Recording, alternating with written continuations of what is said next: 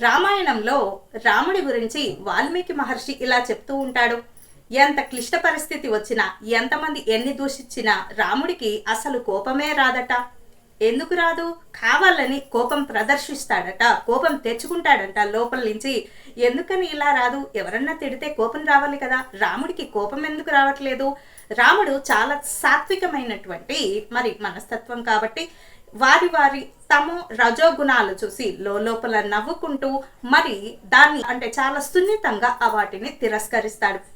ఇలా రాముడు వంటి గుణాలు ఉండాలి. పెద్ద పెద్దగా అరవటము, ఏదో లేనిపోని కోపం బయటకు తెచ్చుకోవటమే తప్ప రాముడికి అసలు కోపమే రాదట. అలా ఉండాలి మనిషి మనస్తత్వం అంటే. ఎప్పుడు కూడా కోపాన్ని ఎక్కువగా ప్రదర్శించకండి.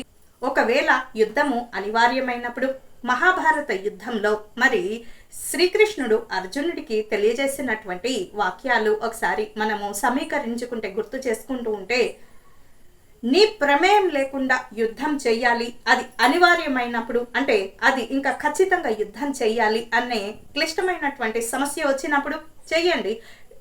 యుద్ధం చెయ్యాలి అన్నప్పుడు చెయ్యండి.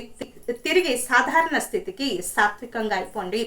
అంతేకాని రజో తమో గుణాలతోటి అలా జీవన ప్రయాణం చేస్తూ ఉంటే భగవంతుడు ఏ నాటికి చేరుకోలేరు. భగవంతుని సరికదా, భగవంతుని అనుగ్రహం కూడా కోల్పోయి అష్ట కష్టాల పాలవుతారు. కాబట్టి అటువంటి తమో రజో గుణాలకు దూరంగా ఉంటూ, సాత్విక లక్షణాలకు దగ్గరగా ఉంటూ, పక్క వారిని ఇబ్బంది పెట్టకుండా స్వేచ్ఛగా జీవించనివ్వాలి పక్క వాళ్ళని. అప్పుడే భగవంతునికి దగ్గరగా చేరుకోగలుగుతాము.